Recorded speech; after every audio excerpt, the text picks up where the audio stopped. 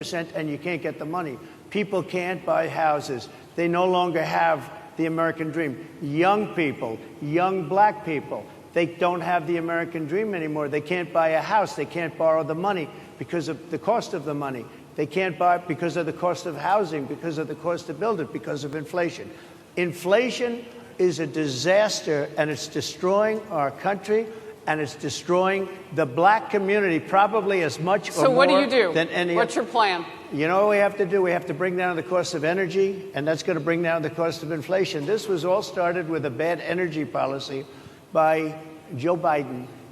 By the way, just if I might, I was running against a man named Biden. You probably saw that. And he was losing very badly in the polls, and then he had a rather bad debate. I would say it was a bad debate. I would say it was one of the worst debates in history. And his poll numbers crashed. And instead of saying, you know, let's keep going and maybe something happens the other way, they said, oh, we're going to replace him. Let's just replace him. That's like you're in a fight, a prize fighter's in a fight. He's not doing well. You say, let's bring in another fighter. So our whole campaign was steered toward him, and now we have to steer toward him. But ultimately it's the same because they have bad policy. They have policies of open borders, unbelievable open borders, horrible energy policies.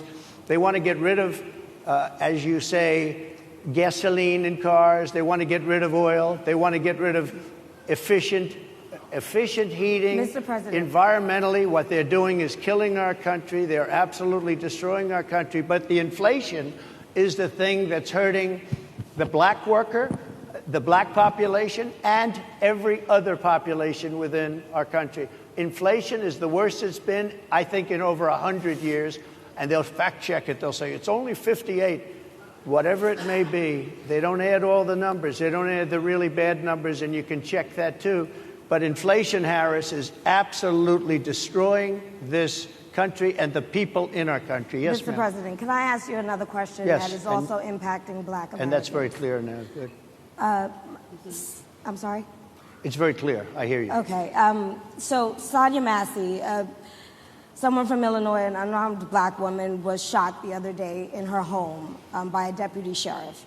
The deputy has since been charged with murder. You've said police would get immunity from prosecution if you win. Why should someone like that officer have immunity, in your opinion? Immunity? Immunity. I don't know the exact case, but I saw something, and it didn't look good to me. It didn't look good to me. Are you talking with the water, right? Yeah, well, police unions are not backing this person either. Okay. But again, why would... They're going to be charging the officer. I guess they're charging the officer. So why should he receive immunity? Well, he might not. I mean, it depends. It depends on what happens. I'm talking about people that are much different cases than that. We need people to protect ourselves. And by the way, in Chicago, as an example, a few weeks ago, July 4th weekend, they had 117 shootings and 17 deaths. Nobody wants that. Nobody wants that. We need to have our police officers have the respect and dignity back. In this particular case, I saw something that didn't look good to me. I didn't like it. I didn't like it at all. So can you get a little more specific back to the immunity question? Who would make those distinctions? Well, right now, for the most part, people are protected by their unions, by their police unions, or by their police departments. But I'm saying if I felt, or if a group of people would feel that somebody was being unfairly prosecuted because the person did a good job maybe with crime, or made a mistake, an innocent mistake. There's a big difference between being a bad person and making an innocent mistake. But if somebody made an innocent mistake, I would want to help that person. What would those exceptions be? What would determine an innocent mistake? You go after somebody, and it's a very close call, and it's very dangerous. And you know, they have the policeman's life and woman is a very difficult thing because sometimes you have less than a second to make a life and death decision, and sometimes very bad decisions are made. They're not made from an evil standpoint, but they're made from the standpoint of they made a mistake. So I want to follow up really quickly. You know, I find it interesting because you do talk about reining in prosecutors, especially when it comes to prosecutors that are prosecuting you. Why doesn't that skepticism apply to law enforcement? Well, I've been prosecuted because I'm a political opponent of two people that have weaponized our justice system. I've been prosecuted. I just won the big case in Florida. Everyone said that was the biggest case. That was the most difficult case. And I just won it. Now, Biden has a similar case, except much worse. I was protected under the Presidential Records Act. Biden wasn't, because he wasn't president at the time. And he had 50 years worth of documents. And they ruled that he was incompetent, and therefore he shouldn't stand trial. And I said, isn't that something?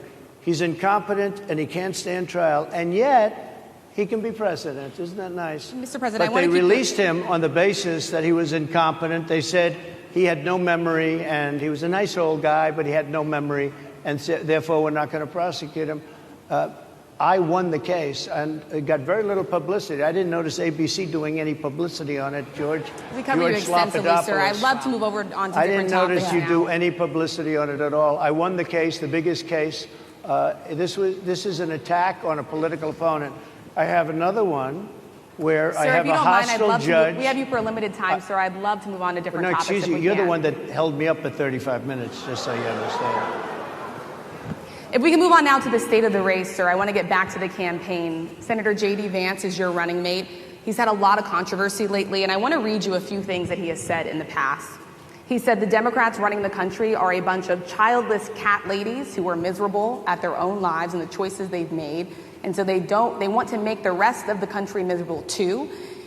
He's not talking here about how great it is to be a parent. He's attacking what he says are the choices people are making to not have children. Did you know that he had these views about people who do not have children before you picked him to be your running mate, and do you agree with him? No, I know this. He is very family-oriented, and he thinks family is a great thing. That doesn't mean he thinks that if you don't have a family, it's not. I know people with families. I know people with great families. I know people with very troubled families. And I also know people with no families. They didn't meet the right person. Things happen. You go through life, you don't meet the right person. But he's not just talking about families here. He also says that people that don't have children should get less votes than those that do. I'm just speaking for myself. Is that your campaign I think position? I'm speaking for him, too. He strongly believes in family. But I know people with great families. I know people with not great families that don't have a family. And the people without the family are far better. They're superior in many cases, okay? He's not saying they're not. What he's saying is that he thinks the family experience is a very important thing. It's a very good thing. But that doesn't mean that if you grow up and you grow older and you don't meet somebody that would be wonderful to meet and would have been good, that that's a bad thing. He's not saying that. My interpretation, you'll have to ask him, actually, but my interpretation is he's strongly family-oriented. But that doesn't mean if you don't have a family, there's something wrong with it. Just one last point, and then we'll move on. Just one of the bedrock principles of American life is one person, one vote. Senator J.D. Vance has suggested that someone who has children should have more votes than a person who does not have children.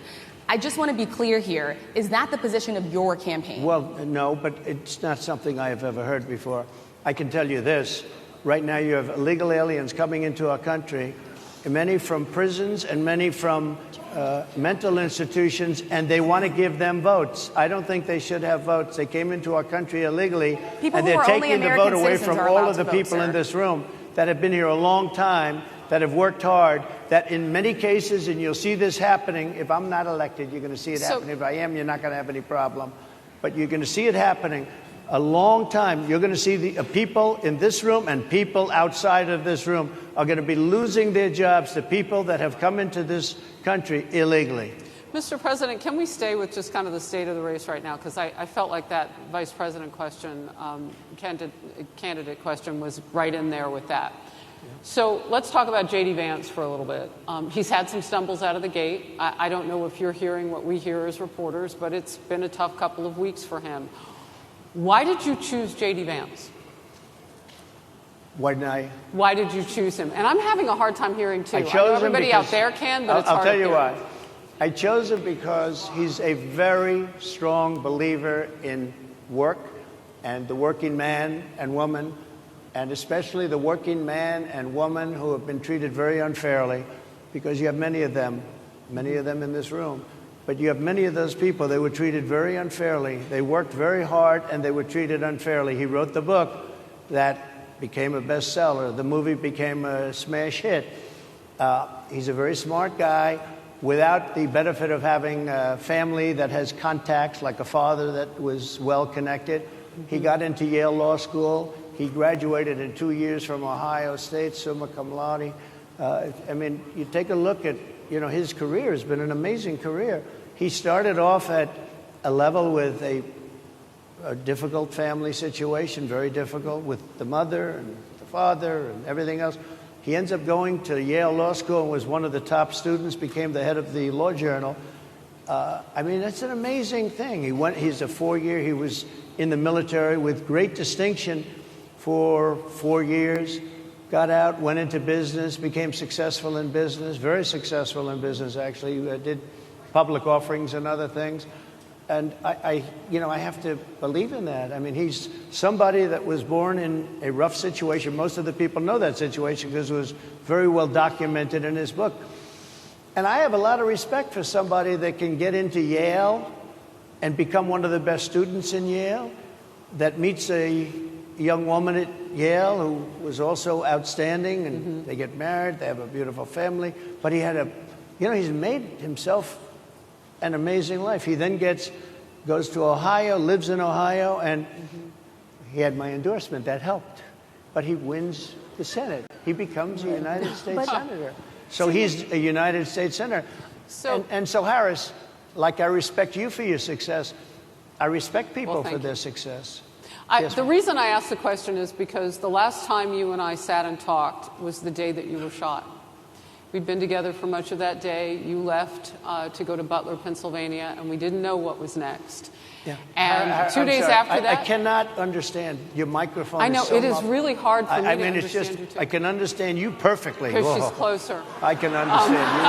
Happy to hear that, sir. But I can't really understand, Harris. I have a few more questions. Because of the distance, and the mics are really in lousy shape, but I cannot understand Are you asking a question? what you're saying. So what I wanted to say was the last time we spoke, you said some words that were prophetic because I asked you who you wanted to choose for vice president. Yeah. And you said normally it really wouldn't matter what they would bring. You choose somebody that you think has a future, that sort of thing. But you said these words 3.5 hours before an attempted assassination on your life. You told me that bad things happen, Harris. And that's why this decision is important this time. Bad things happen. You said it twice. When you look at J.D. Vance, is he ready on day one? Does he what? Ready on day one, if he has to be. I've always had great respect for him, and for the other candidates too. But I will say this, and I think this is well documented. Historically, the vice president, in terms of the election, does not have any impact. I mean, virtually no impact. You have 2 or 3 days where there's a lot of commotion as to who, like you're having it on the Democrat side, who it's going to be. And then that dies down, and it's all about the presidential pick. Virtually never has it mattered. Maybe Lyndon Johnson mattered for different reasons of what we're talking about, not for vote reasons, but for political reasons, other political reasons. But historically, the choice of a vice president makes no difference. You're voting for the president, and you can have a vice president who's outstanding in every way, and I think J.D. is. I think that all of them would have been. But you're not voting that way. You're voting for the president. You're voting for me. If you like me, I'm going to win. If you don't like me, I'm not going to win. I'm going to get my J.D. Vance question in. J.D. Vance? I'm going to get my J.D. Vance question in. To your point and to Rachel's point, he, has a lot of opinions about childless women like myself or divorced people like yourself. Do you think, my point is here. But at least it was said in a friendly manner. My point is,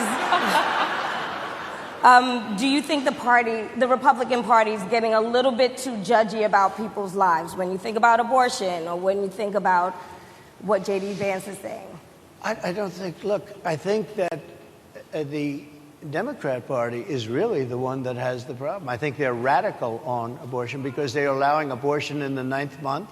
They're allowing the death of a baby after the baby is born, based on the governor of Virginia. Based on the governor of Virginia, they're allowing the death of the baby after it's born. They're allowing abortions in the 8th and 9th month. Well, Democrats have denied. I think they're right. And I think the Republican Party is actually much less. I think I've made them much less radical, perhaps, but the Republican Party, what we're doing is bringing it back to the states where everybody wanted it. Democrats, Republicans, liberals, conservatives, everybody wanted abortion brought back. They didn't want Roe v. Wade in the federal government. They wanted it, everybody. But the wanted majority it of back. Americans oppose Roe v. Wade being overturned. They don't know polls have about showed that, this. sir. Right now, they're voting. It brought it back to the states. Now, I happen to believe in the 3 exceptions. Ronald Reagan believed with rape, incest, life of the mother. I do. I think most people do. I think most Republicans do also. But if you take a look, right now they're doing, it's an amazing thing, out of the federal government, it's in states, and people are voting. And I will say, Ohio is, let's call it a more liberal version, has been approved. Kansas, the same thing, a little bit surprising to a lot of people. But the people are now voting, and it's taking this issue that's been going on for 52 years and has torn our country apart, and it's giving it to the people to vote on. And they're voting. And many states have already voted. Others are in the process of voting. And it's bringing it back to the people and a vote of the people. And it's not at all radical. And again, you have to follow your heart. I happen to believe in the 3 exceptions. Most people believe in the 3 exceptions. Most Republicans believe in the exceptions. But they don't want to see an abortion in the 9th month or the 8th month. Almost everybody agrees to that.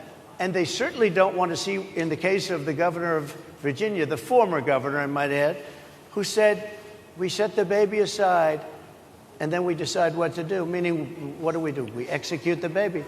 That's a radical, horrible position. And some people want that. I don't want it. Most people don't. Thank you. Can I just pivot really quickly to another question about, you brought up health, Harris. You're an active man. We see you golfing all the time. But if you win, you'll still be president at 82, which is older than Biden is right now. But not mentally. Look, mentally. Here's the question. He's shot. But most people, most people, I know many people in their 80s and their 90s that are in great shape. Some of our greatest leaders. You look at throughout the world history, the greatest leaders, some of the greatest leaders in the world were in their 80s. But here's the question. Would you consider stepping down if you felt that your health was declining? Or would you? Oh, absolutely. And who would make, I think I'd know. How would you make that decision? I think I'd know. Look, if I came onto a stage like this and I got treated so rudely as this woman treated me. Oh, my goodness. And I'm fine with it because she was very rude, sir. Very rude. That was that wasn't a question. She didn't ask me a question. She gave a statement. That wasn't a question. I repeated your statement, sir, actually. You said you would. You would Oh, make absolutely. that decision If I to step thought down. that I was failing in some way, I want people to be sharp. I'll go a step further. I want anybody running for president to take an aptitude test, to take a cognitive test. I think it's a great idea. And I took 2 of them and I aced them. Well, I took 2 of them. But let me ask you. I would like to have people running for president, and I don't mean because they're 75 or 85. I think anybody running, I'd like to do it. People say it's not constitutional. I would like to have something passed where you can do it. I think we should know. I mean, I've watched what's happened in the last couple of years under this gentleman, and our country is a mess. We have inflation. We have the millions of people falling in. We have Afghanistan, which was the worst, most embarrassing moment in the history of our country. What he has done to our country, and her too, what they've done to our country, she has been a horrible vice president. She's considered the worst vice president in the history of our country. Don't mean to interrupt you, but would you consider taking the cognitive test? Mr. President. I would love to do it. And make it public. Well, I've already taken 2 of them, but I'll do it again. Mr. President, how do you intend to... I suggested, Harris, that let's take one. I said, Joe and I will go and take a cognitive test. Now, I'd do it with her, too. I would do it with her also. You know what? She failed her law exam. She didn't pass her law exam, so maybe she wouldn't pass the cognitive test. Mr. President. Are you saying she wouldn't pass? Just to be clear. I'm just giving you the facts. To be clear, you don't think Harris... How do you intend... She didn't pass her bar exam, and she didn't think she would pass it, and she didn't think she was going to ever pass it. And I don't know what happened. Maybe she passed it. She did pass it. There's a man over here. I think he must work for Mr. her. President, I would love to ask you about January 6th. You've called yourself the candidate of law and order. Yeah. When Time magazine asked you if you would consider pardoning all the rioters, you said, yes, absolutely. Sure. You called them patriots. 140 police officers were assaulted that day. Their injuries included broken bones, at least one officer lost an eye, one had 2 cracked ribs, 2 smashed spinal discs, another had a stroke. Were the people who assaulted those 140 officers, including those I just mentioned, patriots who deserve pardons? Well, let me bring it back to modern day. Like about 5 days ago, we had an attack on the Capitol, a horrible attack on the Capitol. You saw the people that were protesting and spraying these incredible monuments, bells, lions, all these magnificent limestone and granite with red paint, red spray paint that will never actually come off, especially in the limestone. It will never, I'm a builder, I know about this stuff. It'll never, you'll see it in 100 years from now. They viciously attacked our government. They fought with police. They fought with them much more openly than I saw on January 6th. What's going to happen to those people? What's going to happen to the people in Portland that destroyed that city? But sir, my question is on those. What's going to happen to my the question people is that on tried those to rioters who assaulted Excuse me. officers. You have to would you pardon what's those going to people? happen? Oh, absolutely, I would. You If would they're pardon innocent, those?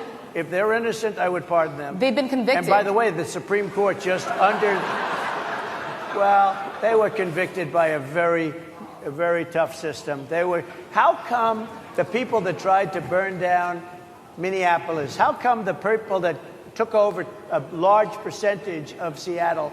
How come nothing happened to them? How come the people? But sir, we're talking about people that were seen beating officers with flagpoles, dragging them down the stairs. They're on video. Have you seen that video, sir? Oh, really? Well, they you would pardon those. You would pardon those rioters? They shot a young lady in the face who was protesting. They shot her in the face. You know, nobody died that day. You do know that. But people died in Seattle. Nobody died, but people died in Minneapolis. You know, people died in Minneapolis. And nothing happens, and nobody ever talks, and nothing happens to those people. But you went after the J6 people with a vengeance. And I'll tell you what about the cops that were, and I'm all for the police, as you know, but what about the police that are ushering everybody into the Capitol? Go in, go in, go in. What about that? Look, nothing is perfect in life, but you have people from Minneapolis, you have people just from 5 days ago in Washington, D.C. They were having fistfights and fighting with the police. They were spraying and destroying. They were desecrating our monuments in Washington, D.C. 5 days ago, and nothing happened to them.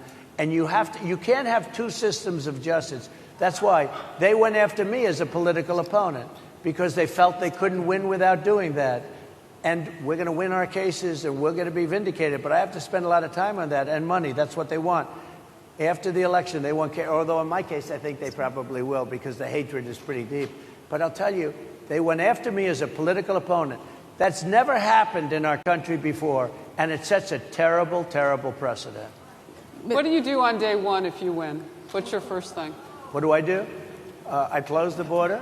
And I do two things, because I can do a lot of things simultaneously. I close the border. We don't want people coming in. We want people to come in, Harris, but they have to be vetted. They have to be checked. They have to come in legally. We want people. I want people to come into our country, but they have to be vetted. They have to be checked. So when you say, what do? That, and I drill, baby, drill. I bring energy way down. I bring interest rates down. I bring inflation way down, so people can buy bacon again, so people can buy a ham sandwich again, so that people can go to a restaurant and afford it. Because right now, people can't buy food. Your grocery bills are up 40, 50, 60%, right? She's agreeing to me. Oh, she's agreeing. Thank you. I like you very much. Mr. President, I think we are. But it's true. Your grocery bills are up. And then they're mandating that you buy an all-electric car. You know, Elon Musk endorsed me, and he's a friend of mine. He's a good guy. He's a smart guy. But I'm against everybody having an electric car, okay? I'm very much against that. You have to be able to, if you want a hybrid or if you want a gasoline-propelled car. But, you know, we have more liquid gold, gasoline, oil, under our feet than any other country. More than Saudi Arabia, more than Russia, more than any other country. I want to use it. I want to use what we have. I want to bring down prices, bring down costs. And I also have to stop the invasion. And remember, they're taking your jobs. These people coming in, are taking your job. Project Mr. Pres- 2025. I think we have to leave it there by the Okay. Trump team. All right. So leave it. That is the last word. Thank you so much, Mr. Trump, for coming today and joining us. Well, thank you very much. They've been telling us. I Thank can't you. hear him. Thank you, everybody, very much. Great Thank you, honor. Mr. President. Thank you. NEBJ will email about details regarding the conversation with I Vice could not President hear Kamala anything. Harris in September. Thank you. Thank you very much. Thank you, sir.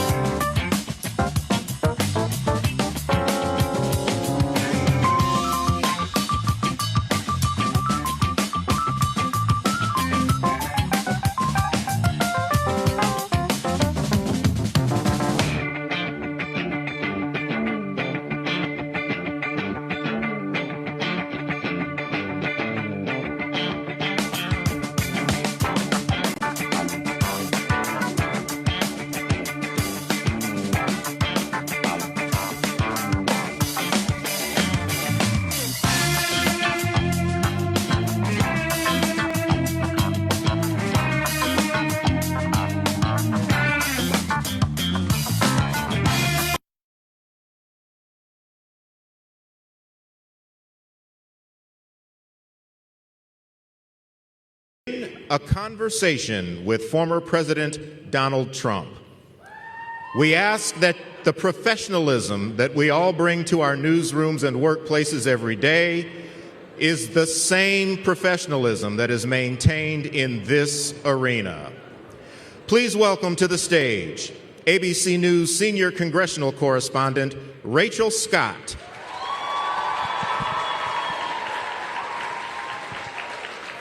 Semaphore political reporter Kadia Goba.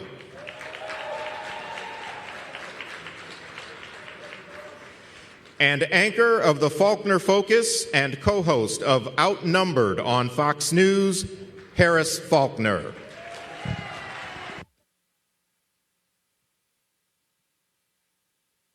NABJ. Mic's on? Hear me? There we go. Test, test, test.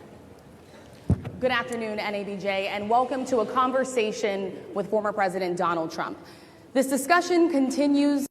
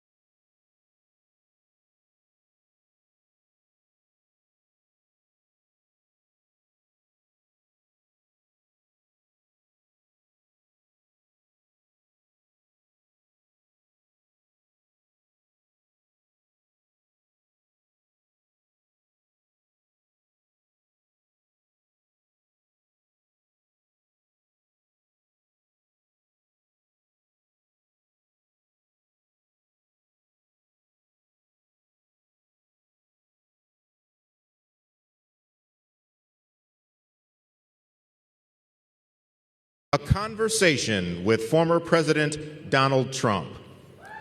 We ask that the professionalism that we all bring to our newsrooms and workplaces every day is the same professionalism that is maintained in this arena. Please welcome to the stage ABC News senior congressional correspondent Rachel Scott.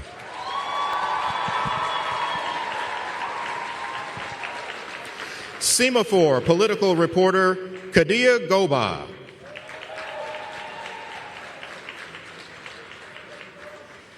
And anchor of the Faulkner Focus and co-host of Outnumbered on Fox News, Harris Faulkner.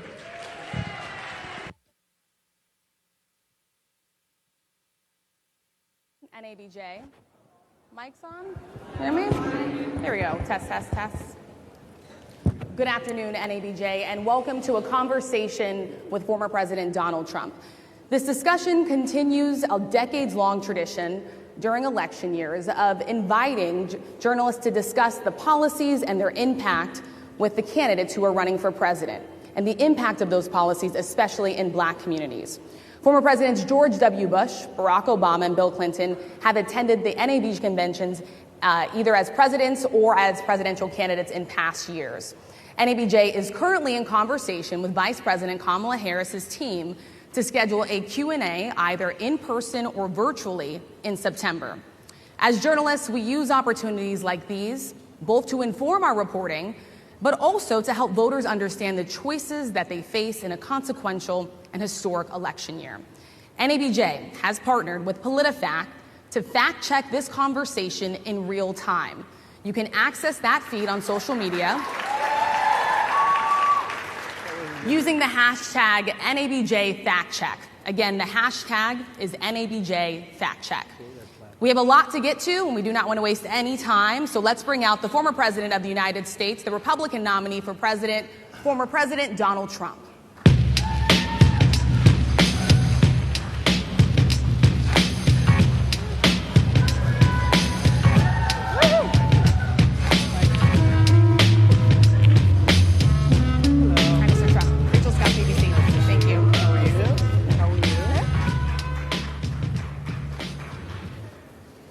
Mr. President, we so appreciate you giving us an hour of your time.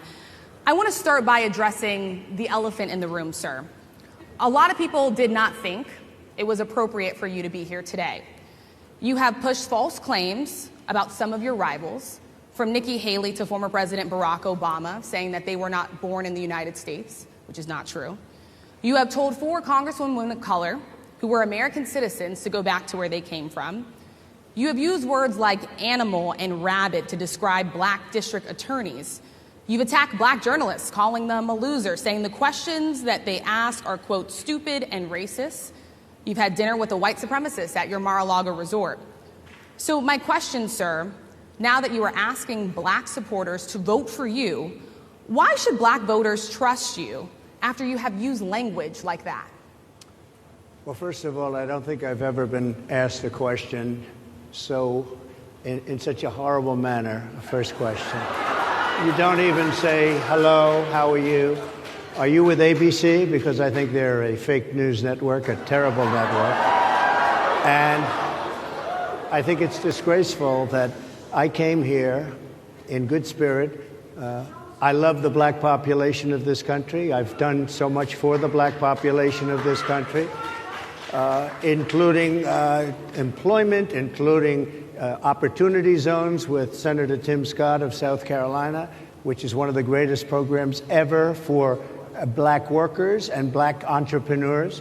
I've done so much, and and I say this, historically black colleges and universities were out of money, they were stone cold broke, and I saved them, and I gave them long-term financing, and nobody else was doing it. I think it's a very rude introduction. I don't know exactly why you would do something like that. And let me go a step further. I was invited here, and I was told my opponent, whether it was Biden or Kamala, I was told my opponent was going to be here. It turned out my opponent isn't here. You invited me under false pretense. And then you said, you can't do it with Zoom. Well, where's Zoom? She's going to do it with Zoom, and she's not coming.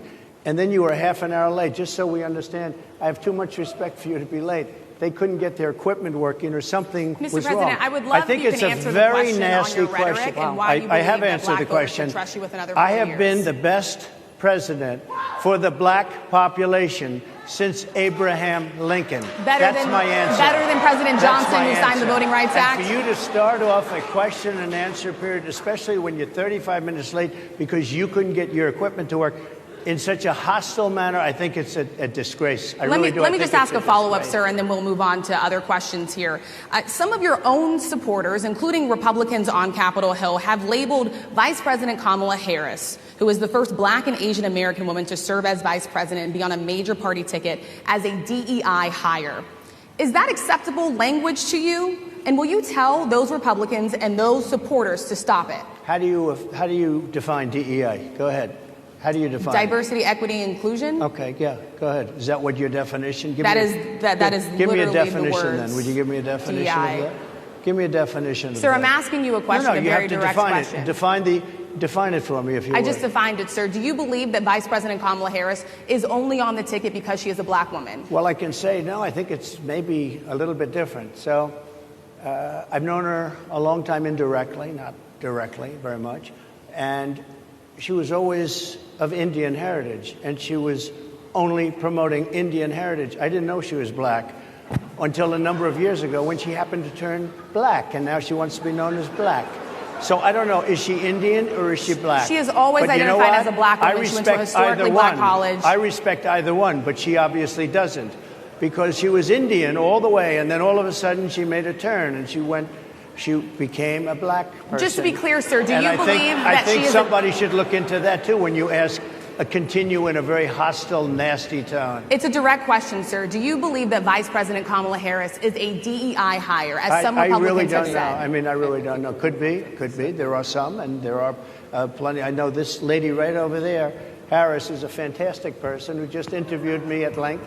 And we had a great interview, I think, and I heard you got very good ratings on that Well, you interview. told me it was the longest one of your life, so we had a good discussion. Look, I want to talk about why you're here today. I mean, it is not lost on us how divided we are as a country. And as you were coming today, we really got to see that we are divided along the lines of race, along the lines of gender. And there is this question of, in this moment where we are, why come here? What is your message today?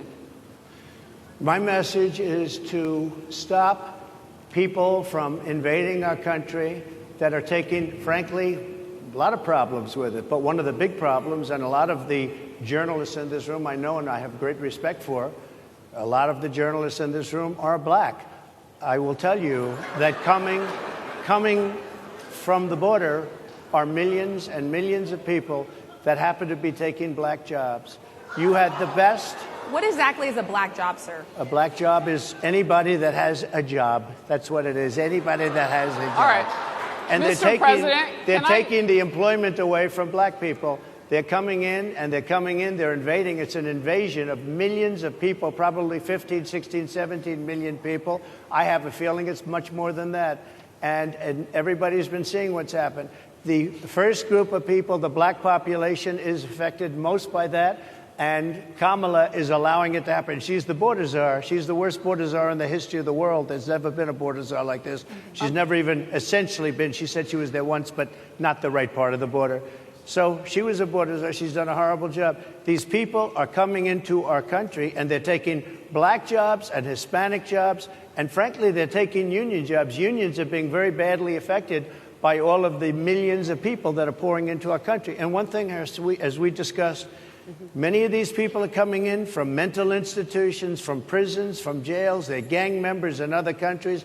Other countries are setting loose their prisoners. They're opening up their prisons and their mental institutions, and they're taking their bad people, drug dealers, gang members, and they're bringing them into the United States. And by the way, their crime rate is going down, and our crime rate is going to be a disaster. Mr. President, I want to get into how you address some of the issues with black communities. And I say that plural because we live in communities of color that are different. We're not all the same. We don't vote the same. We don't think the same. Sure. It's not monolithic. So as you come here today, I want to talk about something that bursts. And this is the weight of the inflation on this country right now. The nonprofit Money Management International recently released data from its mid-year analysis that we have found a 52% rise in people who are seeking counseling for being in credit debt. They're paying for food that is sky high on their credit cards, and now they can't pay that off. The credit counseling nonprofit MMI, as I said, is saying now that they've seen surges that they haven't seen since we were in a pandemic of people in financial trouble. Much of that falls on the shoulders of single moms, single black moms, when you look statistically. Yeah. How do you turn it around? What's your plan for the black community when it comes to money? So, first of all, it's very hard to hear you for whatever reason because of the fact that they have bad equipment, because I guess, this woman was unable to get the right equipment. But it's very hard for me to hear you, but I can hear every other word. It's very difficult, actually. But so I don't know if they can fix it or do something with it, but I'll do the best I can with it. The inflation is absolutely destroying our middle class, our working class, virtually every class. Inflation is a disaster in our country. Inflation is a country buster. It breaks every country. And we had, in my opinion, the worst inflation we've had. They say it's 58 years, but I think it's much more than that. It's been devastating. And if you just take a look at a lot of things they don't include, like interest rates. Interest rates went from 2.4% to 10%, and you can't get the money. People can't buy houses. They no longer have the American dream. Young people, young black people, they don't have the American dream anymore. They can't buy a house. They can't borrow the money because of the cost of the money. They can't buy because of the cost of housing, because of the cost to build it, because of inflation. Inflation is a disaster, and it's destroying our country, and it's destroying the black community probably as much or more. So what do you do? Than any. What's your plan? You know what we have to do? We have to bring down the cost of energy, and that's going to bring down the cost of inflation. This was all started with a bad energy policy by Joe Biden. By the way, just if I might, I was running against a man named Biden. You probably saw that. And he was losing very badly in the polls, and then he had a rather bad debate. I would say it was a bad debate. I would say it was one of the worst debates in history. And his poll numbers crashed.